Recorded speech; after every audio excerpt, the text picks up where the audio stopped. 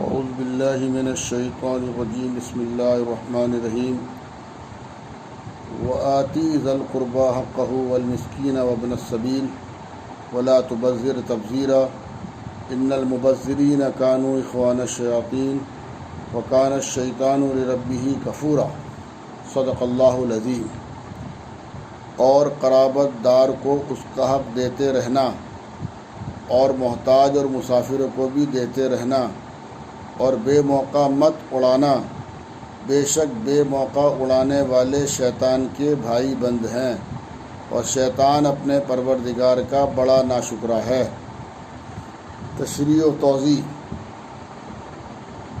حضرات محترم، آیت شریفہ میں اللہ تعالیٰ نے دو باتیں بیان کی ہیں۔ اولاً رشتہ داروں کے حقوق ادا کرنے کی تاکید کی گئی ہے۔ رشتہ دار بہن، بھائی، چچا، ماموں، خالہ، پھوپھی، خواہ کوئی بھی ہو، اور حق کا لفظ مالی جانی سب کو عام ہے۔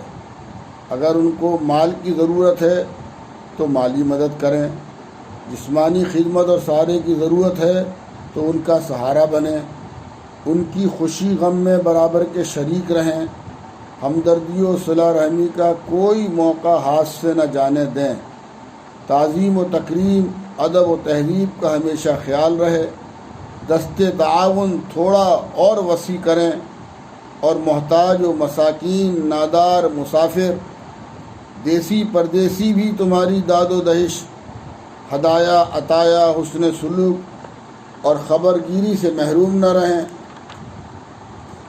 اور بات یہ ہے کہ چونکہ مال اللہ کی دی ہوئی نعمت اور بیش بہا دولت ہے تو اس کو بے موقع محل فضولیات، لغویات میں خرچ نہ کریں، کیونکہ یہ اللہ کی ناشکری ہے۔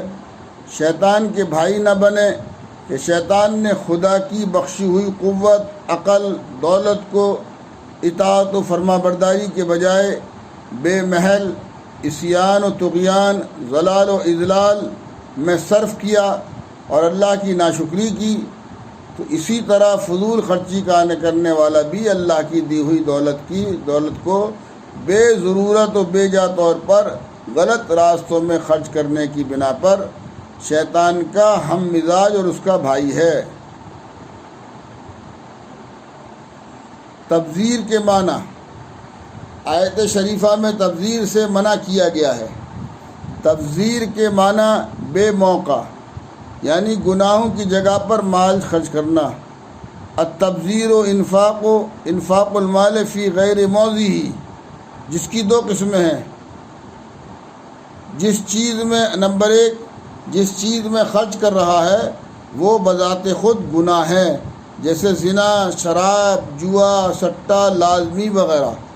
ایک تو اس میں خرچ کرنے کو بھی تبذیر کہیں گے، دوسرے جس چیز پر مال خرچ کر رہا ہے وہ خود گناہ تو نہیں، البتہ اس خرچ کرنے کا منشا مقصود گناہ ہے، جیسے شہرت، تفاخر، ریاکاری کے طور پر خرچ کرنا۔ ضرورت کی قسمیں۔ برادران ملت، بے موقع بے ضرورت خرچ کرنے کا نام تبذیر ہے۔ اب ضرورت اور حاجت کیا ہے؟ کیونکہ ہر آدمی خرچ کو ضرورت بتائے گا، تو ضرورت اور حاجت دو طرح کی ہوتی ہیں۔ بعض تو حقیقی اور واقعی ضرورتیں ہوتی ہیں۔ حقیقی اور واقعی ضرورت وہ ہے جس کے بغیر دین یا دنیا کا کوئی کام رک جائے، یا اس ضرورت کے پورا نہ ہونے سے سخت دقت اور پریشانی کا سامنا ہو، مثلاً خوراک، پوشاک، مکان، سواری وغیرہ وغیرہ۔ یہ تمام چیزیں انسانی ضرورت کے لیے اسباب کا درجہ رکھتی ہیں۔ ان ضروریات کا پورا کرنا اپنی حیثیت و استطاعت کے بقدر جائز ہے۔ نمبر دو، بعض ضرورتیں فرضی اور خیالی ہوتی ہیں، جن کا دوسرا نام حرص و لالچ ہے، کہ جو چیز بھی اچھی لگے اس کو حاصل کرنے میں سرگردہ رہے، بہتر سے بہتر اور بہتر سے بہترین کا متمنی رہے۔ گزارے کے لائق اسباب معیشت موجود ہیں، مگر آسودگی اور آشائش، تعیش، تنعم کے اسباب کے ارمان سجائے بیش قیمت موبائل، ضرورت پوری کرنے والی سواری سے زیادہ قیمتی سواری۔ خرچ سے متعلق سوال۔ برادران محترم، مال کے حاصل کرنے کے بارے میں دیندار حضرات تو اتنا خیال کر لیتے ہیں کہ مال حلال ہو، مگر خرچ کے بارے میں وہ بھی یہ سوچتے ہیں کہ ہمارا مال ہمارا اختیار، چاہے جہاں خرچ کریں۔ اللہ تعالیٰ نے جب کسی کو دولت سے نوازا ہے تو اسے استعمال کرنے اور خاص کر اپنی خوشیوں کو دوبالا کرنے اور اپنے ارمانوں اور آرزوؤں کی تکمیل کرنے اور عیش و آرام کے لیے صرف کرنے میں کیا حرج ہے؟ یقیناً مال و دولت اللہ کی نعمت ہے جس کے حاصل ہونے پر ہر شخص کو شکر ادا کرنا چاہیے، لیکن اللہ تعالیٰ نے مال و دولت عطا کرنے کسی فرد کو یہ کامل اختیار نہیں دیا کہ وہ جیسے چاہے خرچ کرے۔ اسلام نے دولت کی آمد اور خرچ دونوں کے لیے کچھ حدود مقرر کی ہیں۔ جو ان حدود کے اندر رہے گا وہ اللہ تبارک و تعالیٰ کا محبوب اور اس کا پسندیدہ بن کر رہے گا، اور جو ان حدود سے تجاوز کرے گا وہ جو ہے وہ اخوان شیاطین، وہ اس کو شیطان کے بھائیوں میں شمار کیا جائے گا۔ اور غور فرما لیجئے، سوچ لیجئے، فکر کر لیجئے کہ شیطان پر ہر دم، ہر لمحہ، ہر گھڑی اللہ کی لعنت برستی ہے، اور وہ غیر المغضوب علیہم ولا الضالین کے زمرے میں شیطان لعین آتا ہے، اور جو اس کا بھائی بن جائے گا اس کا کیا حال اور کیا حشر ہوگا، آپ فکر کر لیجئے اور غور کر لیجئے۔ نہ تو حصول دولت میں حرص و حوث کی اجازت دی ہے اور نہ خرچ میں بے اعتدالی کی، بلکہ یہ بات بھی بتا دی ہے کہ قیامت کے دن کمائی سے متعلق جس طرح پوچھ گچھ ہوگی کہ کہاں سے کمایا، کل قیامت میں اللہ تعالیٰ یہ بھی سوال کریں گے کہ آپ نے مال کہاں سے کمایا، اسی طرح یہ بھی پوچھ ہوگی کہ کہاں خرچ کیا۔ چنانچہ حدیث میں آیا ہے کہ قیامت کے دن کسی انسان کے قدم اس وقت تک نہیں ہٹیں گے جب تک کہ اس سے 4 سوال نہ کیے جائیں۔ نمبر 1، عمر کیسے گزاری؟ نمبر 2، جوانی کہاں گزاری؟ نمبر 3، مال کہاں سے کمایا اور کہاں خرچ کیا؟ نمبر 4، جو کچھ علم حاصل کیا تھا اس پر کہاں تک عمل کیا؟ چنانچہ حضرت عبداللہ ابن مسعود حضور اکرم صلی اللہ علیہ وسلم سے روایت کرتے ہیں، آپ نے ارشاد فرمایا کہ قیامت کے دن جب حساب کے لیے بارگاہ خداوندی میں پیشی ہوگی، ہر خاص و عام، ہر چھوٹے بڑے، ہر امیر و غریب، ہر بادشاہ رعایا، سب کی پیشی ہونی ہے کل اللہ کی یہاں۔ ذرا یہ چیز ہمارے پیش نظر رہنی چاہیے۔ تو آدمی کے پاؤں سرک نہ سکیں گے جب تک اس سے 5 چیزوں کا سوال نہ کر لیا جائے۔ جی، نمبر 1، اس کی پوری زندگی اور عمر کے بارے میں کہ کن کاموں میں اس کو ختم کیا۔ ثم لتسألن یومئذ عن النعیم، کل قیامت میں ایک ایک نعمت کا ہم سب کو جو ہے وہ جواب دینا ہے۔ اس جواب دہی کو سامنے رکھتے ہوئے اپنی جان اور مال کا ہمیں استعمال کرنا چاہیے۔ نمبر 2، اس کی جوانی اور خصوصیت سے جوانی کی قوتوں کے بارے میں کہ کن مشاغل میں جوانی اور ان کی قوتوں کو بوسیدہ اور پرانا کیا۔ اب آج غور فرما لیجئے کہ ہمارے جو نوجوان جن کے کندھوں پر خود اپنی ذمہ داری ہے، اپنے والدین کی ذمہ داری ہے، اپنے چھوٹے بھائی بہنوں کی ذمہ داری ہے، جن کے کندھوں پر ملت کی ذمہ داری ہے، جن کے کندھوں پر ملک کی ذمہ داری ہے۔ کسی بھی قوم کا مستقبل اس کی نئی نسل ہوتی ہے، جو نسل اپنے قوم کے چیلنجوں کو اپنے مضبوط بازوؤں پر لے کر ان تقاضوں کو پورا کرنے میں مصروف عمل رہتی ہے۔ اللہ تبارک و تعالی اس قوم کو تمام حالات اور تمام مسائل سے جو ہے سرخرو ہو کر جو ہے باہر نکالتے ہیں، اور جس قوم کی نئی نسلیں، جس قوم کے جوان اپنی جوانی لہو و لعب، کھیل کود، سحر و تفریح اور غفلت میں گزارتے ہیں، بس اس قوم کا اور اس گھر کا اللہ ہی وارث ہے کہ کیا اس کا بن پڑے گا۔ جو آج دیکھنے میں آ رہا ہے کہ ہماری نئی نسلیں عام طور پر تباہی اور بربادی کے دہانے پر کھڑی ہیں جی، اور بس اللہ ہی حفاظت فرمائے جی ہمارا جو حشر اور ہمارا جو حال ہے۔ تیسرا سوال، مال و دولت کے بارے میں کہاں سے کمایا اور کہاں پر خرچ کیا؟ کہاں سے کمایا؟ ہم کمانے میں بھی آزاد نہیں ہیں۔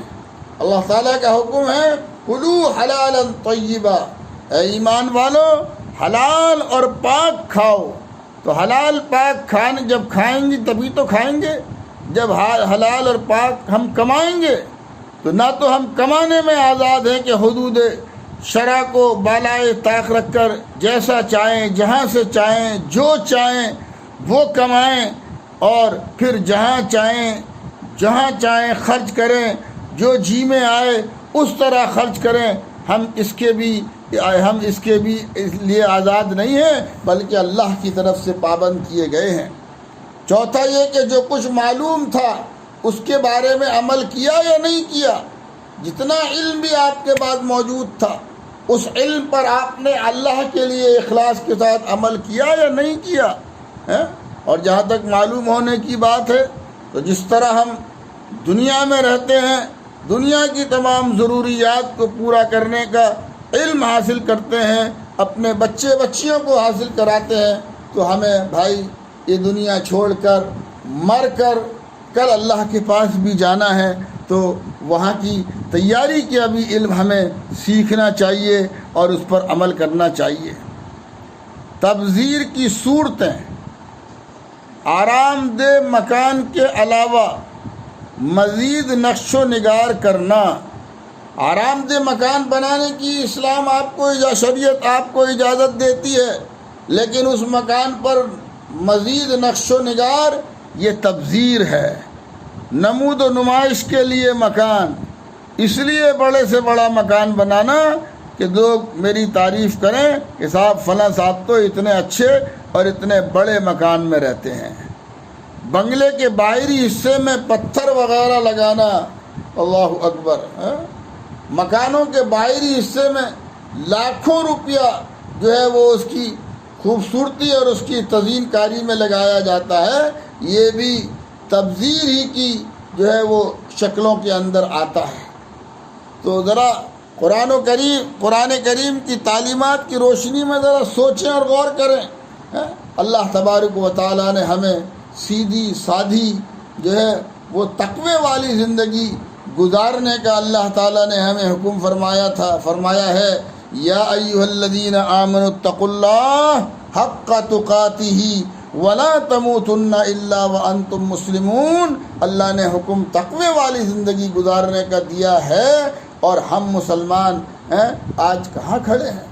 آج دنیا والے یہ کہنے پر مجبور ہیں، ہماری حالتوں کو دیکھ کر دنیا والے یہ کہنے پر مجبور ہیں کہ دنیا میں سب سے اچھا مذہب اگر کوئی ہے تو اس کا نام اسلام ہے، اور دنیا میں اگر سب سے خراب کوئی قوم ہے، اللہ معاف فرمائے، تو ان کا نام مسلمان ہے۔ اللہ تبارک و تعالی ہماری حالتوں پر رحم فرمائے۔ فکر کیجئے، غور کیجئے جی، اور اپنے اندر اور اپنے سماج کے اندر انقلاب اور تبدیلی لانے کی جد و جہد کیجئے جی۔ کامیابی کام سے بنے گی، صرف تقریروں سے مسئلے حل نہیں ہوں گے، تقریروں سے تو ہمارے اندر رغبت پیدا کی جا سکتی ہے۔ ہمارے مسائل کا حل جو ہے وہ ہماری عملی زندگی ہے۔ اللہ تبارک و تعالی سے دعا بھی کریے، کوشش بھی کریے، اور جو ہے وہ اپنے اندر عملی انقلاب پیدا کریے، اور اللہ کے محبوب اور مقبول بندوں میں، اللہ کے محبوب اور مقبول بندیوں میں شامل ہونے کی جد و جہد اور فکر کیجئے، اور شیطان لعین کے بھائی بننے اور اس کی جماعت اور اس کے زمرے میں شریک ہونے سے بچیے، اس لیے کہ مومن کا ٹھکانہ جنت ہے اور شیطان کا ٹھکانہ جہنم ہے جی۔ تو اللہ کی طرف دوڑیے، اللہ کی طرف دوڑیے، اللہ کی طرف دوڑیے، اور ان ویڈیوز کو، ان آڈیوز کو گھر گھر پہنچانے میں پوری دنیا میں عام کرنے میں، پوری دنیا کے انسانوں اور مسلمانوں تک پہنچانے میں آپ ہمارے ساتھ جڑیے، انہیں شیئر کریے، انہیں آگے بڑھائیے اور اس تحریک کا حصہ بن کر صدقے جاریہ میں حصہ لیجئے۔ اللہ تعالیٰ حسن فکر اور حسن عمل کی توفیق